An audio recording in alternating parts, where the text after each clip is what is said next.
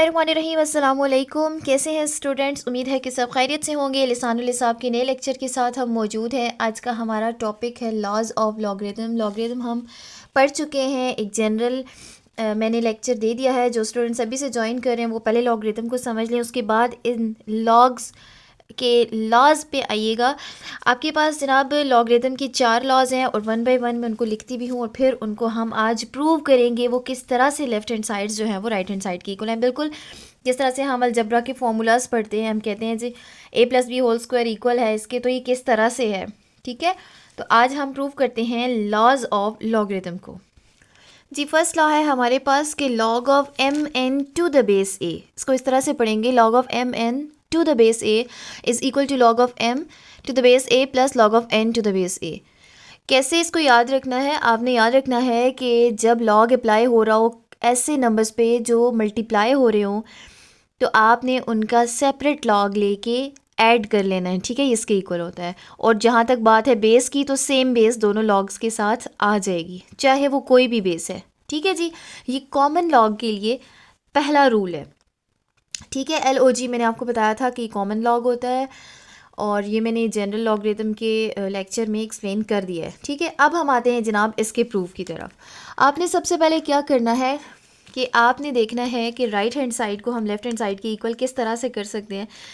आप यहाँ पे सबसे पहले इस लॉग को और इस लॉग को जो सेपरेट लिखे हुए हैं इनको हम सबसे पहले सपोज कर लेते हैं, लेट कर लेते हैं कि ये किसी भी डिफरेंट वेरिएबल, कोई x y कुछ भी कह सकते हैं आप, उसकी इक्वल है। ठीक है, suppose this is equal to x and the second log of n to the base a is equal to y। ठीक है, अच्छा हमने सीखा था कि एक्सपोनेंशियल फॉर्म में लॉगरिथमिक फॉर्म को किस तरह से चेंज किया जा सकता है।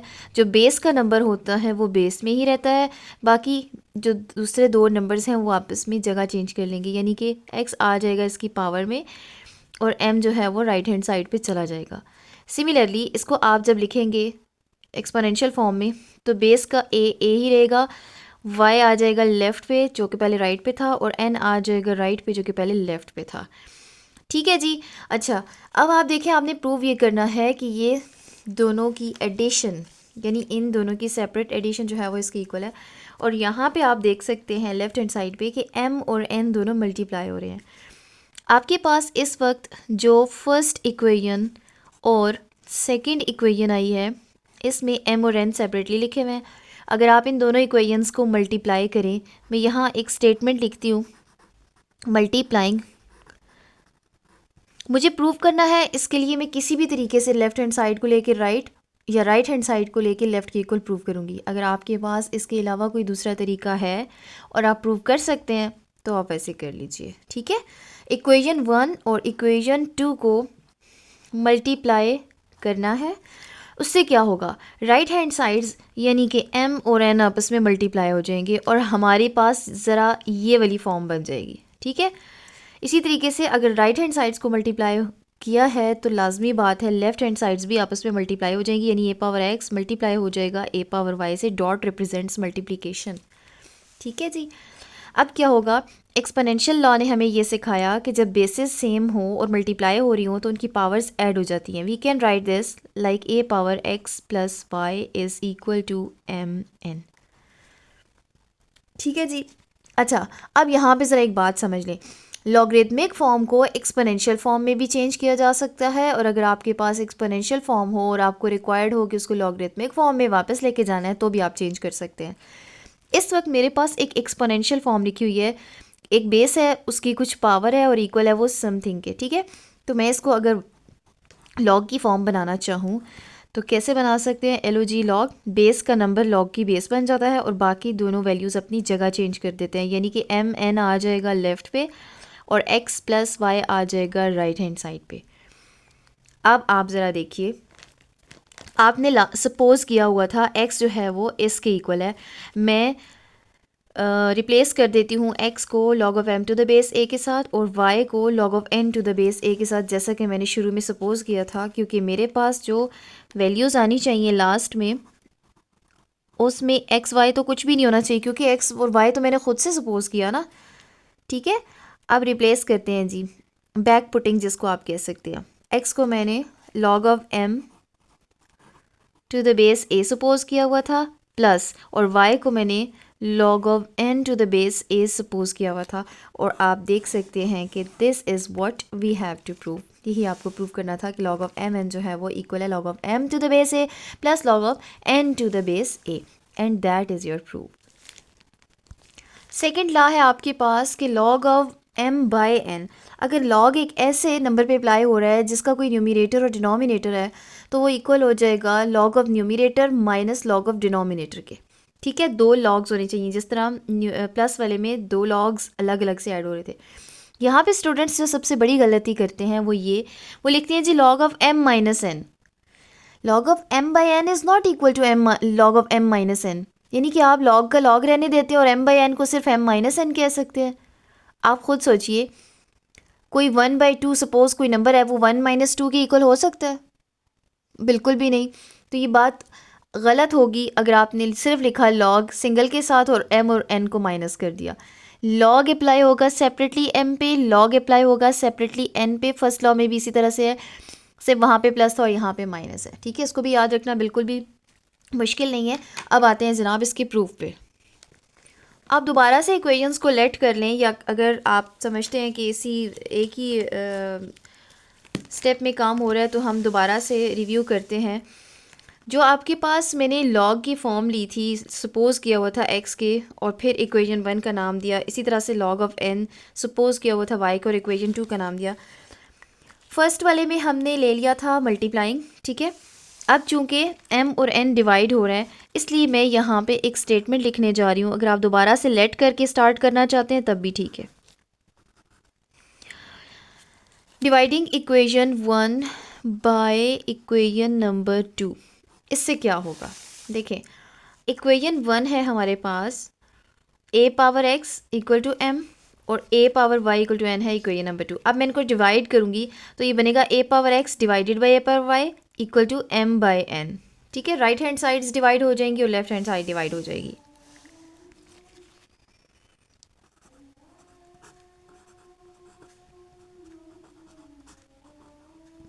ठीक हो गया। अच्छा, अब यहाँ पे फिर एक्सपोनेंशियल लॉ अप्लाई कीजिए जिसमें वो कहता है कि बेसिस सेम हो और डिवाइड हो रही हो तो पावर जो है वो शिफ्टिंग के बाद, डिनोमिनेटर वाली पावर शिफ्टिंग के बाद माइनस हो जाएगी, यानी कि a पावर x अपनी जगह पे रहेगा और a पावर y न्यूमिनेटर में शिफ्ट होने के बाद नेगेटिव ऑफ y बन जाएगा। ये हमें सिखाता है जनाब एक्सपोनेंशियल लॉ। इसको इसी तरह से रहने दीजिए m बाई n को। अब यहाँ पे फिर एक्सपोनेंशियल लॉ, बेसिस सेम है, पावर्स कंबाइन हो सकती हैं एडिशन के ज़रिए, यानी कि x प्लस माइनस वाई जो कि बनेगा x minus y equal to m by n। ठीक हो गया। अब ये कोई बेस है, उसका कोई एक्सपोनेंट है, इक्वल के बाद कोई वैल्यू है, इसको मैं लॉगरिथमिक फॉर्म में वापस कन्वर्ट करना चाहती हूँ तो मैं कह सकती हूँ LOG लॉग, बेस का नंबर लॉग की बेस बन जाएगा, m बाई n आ जाएगा, सॉरी m बाई n आ जाएगा लेफ़्ट पे और इक्वलिटी की राइट हैंड साइड पे x माइनस वाई आ जाएगा। अब मैं बैक पुटिंग करती हूँ x और y की, जैसा कि x को लेट किया गया था log of m to the base a और y को log of n to the base a के। तो बैक पुटिंग से क्या बन जाएगा, यहाँ पे देखिए, this implies that log of m by n to the base a is equal to, x को मैं रिप्लेस कर रही हूँ log of m to the base a minus y is actually log of n to the base a, and that is what we have to prove। और यही हमारा second law था जिसको हमने प्रूव करना था।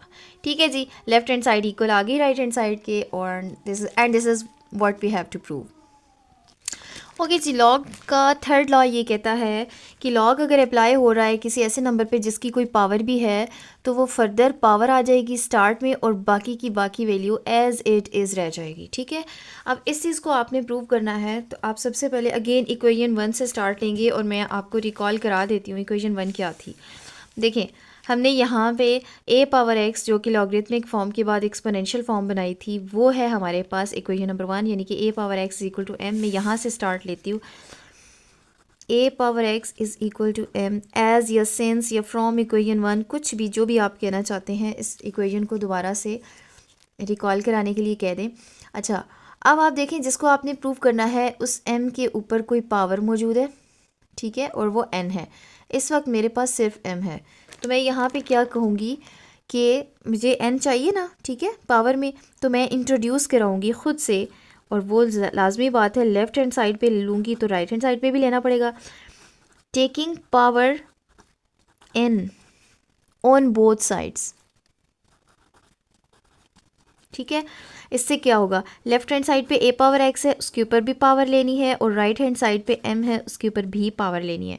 अब आ जाइए जनाब, एक्सपोनेंशियल लॉ क्या कहता है कि पावर के ऊपर अगर पावर आ जाए तो आपने उन दोनों को आपस में मल्टीप्लाई कर देना है, तो ये हो जाएगा nx, ठीक है, या xn, जिस तरह से भी, that is equal to m power n, ठीक है।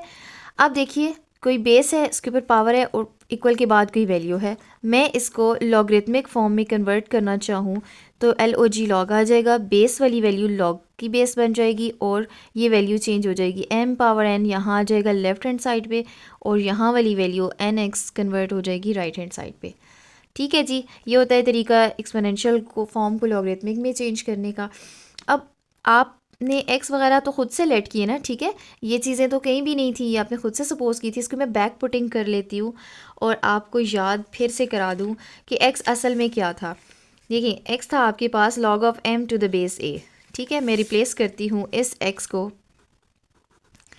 log of m to the base a के साथ, ठीक है, और यहाँ पे क्या है, log of m power n to the base a। और अब आप ज़रा देखिए कि आपको प्रूव क्या करना था, log of m power n to the base a is equal to n log of m to the base a, and that is what we have to prove. ठीक हो गया, ओके जी। नेक्स्ट लॉ है और last law है logarithm का आपके पास कि जब दो लॉग्स मल्टीप्लाई हो रहे हो, this is very very important law, और हमेशा स्टूडेंट्स को मुश्किल भी लग रहा होता है। उसकी वजह ये है कि यहाँ पे वो ये याद नहीं रखते कि जो दो लॉग्स मल्टीप्लाई हो रहे हैं वो डिफरेंट नंबर्स पे अप्लाई हो रहे हैं, और दूसरी इंपॉर्टेंट बात ये कि उनकी बेसिस भी डिफरेंट है, ठीक है। इसको चेंज ऑफ बेस लॉ भी बोलते हैं। अच्छा, अब एक और बात जो इम्पॉर्टेंट है नोट करने वाली वो ये कि पहला वाला लॉग जिस नंबर पे अप्लाई हो रहा है वो नंबर एक्चुअली दूसरे लॉग की बेस बन रहा है। अगर ऐसा होगा, अगर ये बेसिस में डिफरेंस आ गया ना, फिर तो आप ये लॉग का लॉ अप्लाई कर ही नहीं सकते। अगर ये सारी कंडीशंस को फुलफ़िल करता है, दो डिफरेंट नंबर्स पे अप्लाई हो रहा है और उनकी बेसिस भी डिफरेंट है, लेकिन बेसिस की तरतीब ऐसे होनी चाहिए कि लॉग जिस नंबर पे अप्लाई हो रहा है वो दूसरे लॉग की बेस होनी चाहिए। अगर ऐसा है तो फिर आप इसको लिख सकते हैं log of n to the base a। अब ये कैसे याद रखा जाएगा, आपने स्टार्ट से उठा लेना है log विद बेस a और लास्ट से उठा लेना है n। तो अगर ऐसा हुआ तो इन दोनों वैल्यूज़ को कंबाइन करके आप राइट हैंड साइड को याद रख सकते हैं, ठीक है जी। अब आपको एग्ज़ाम्स में चेंज कर करके कुछ भी बता दिया जाएगा, यहाँ पे कोई नंबर्स दे दिए जाएंगे, और अगर ये कंडीशंस को फुलफ़िल करता है तो फिर आप लॉग के अकॉर्डिंगली इसको लिख लेंगे, और इसको याद रखना बिल्कुल भी मुश्किल नहीं है। स्टार्ट वाला लॉग उठाएंगे विद बेस और लास्ट वाला नंबर उठा लेना। अब सवाल ये है कि इक्वल किस तरह से आता है। आप सबसे पहले सपोज कर लें कि जो पहला वाला लॉग है, यानी कि log of m to the base a, इसको कोई x या y लेट कर लेते हैं, ठीक है। और जो दूसरा लॉग है this is base a, and the second log of n to the base m, this is equal to y, ठीक है। अगर ऐसा है तो इनकी ज़रा एक्सपोनेंशियल फॉर्म्स चेक कीजिए। बेस वाला नंबर बेस बन जाएगा, x इधर आ जाएगा, m इधर आ जाएगा, यानी कि a power x is equal to m बन जाएगा, एक बात। दूसरी बात, इसको चेंज करें तो बेस वाला नंबर बेस में पावर y इधर आ जाएगा और n राइट हैंड साइड पे आ जाएगा, ठीक हो गया। अब ज़रा आप कंसिडर कीजिए, देखें आपको प्रूव ये करना है कि ये लॉग और ये लॉग मल्टीप्लाई होने के बाद ये आंसर देते हैं, मल्टीप्लिकेशंस। अब इस प्रूफ तक किस तरह से पहुंचना है, आप सबसे पहले ज़रा कंसिडर कीजिए। अगर मैं डायरेक्ट इन इक्वेशंस को मल्टीप्लाई कर दूँ ना तो मेरे पास लेफ्ट हैंड साइड तो बन जाएगी, लेकिन मैं एक्स वाई का कुछ नहीं कर सकूँगी ये फॉर्म बनाने के लिए, ठीक है। इसलिए इसका प्रूव करने का ये तरीका है कि आप ज़रा a पावर एक्स वाई को कंसिडर कीजिए। a पावर एक्स वाई, यहाँ पे दो वैल्यूज़ पावर्स में जो आ रही हैं मल्टीप्लाई हो रही हैं, जिसका मतलब ये है कि हम इसको पावर की पावर बना सकते हैं, ठीक है। एक्सपोनेंशियल लॉ ये कहता है। अच्छा, अब आप देखिए a पावर x है, क्या a पावर x m के इक्वल है according to this equation? Yes, so we can replace a power x as m, it will become m power y। ठीक है जी।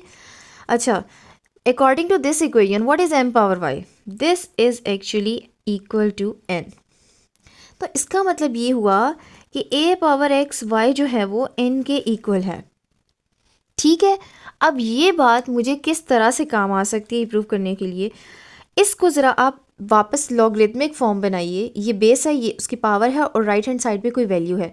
इसको मैं अगर लॉगरिथमिक फॉर्म में कन्वर्ट करना चाहूँ तो LOG लॉग, ये नंबर आ जाएगा जनाब, इसकी बेस वाला नंबर बेस में आ जाएगा, n आ जाएगा लेफ़्ट हैंड साइड पे और XY आ जाएगा राइट हैंड साइड पे।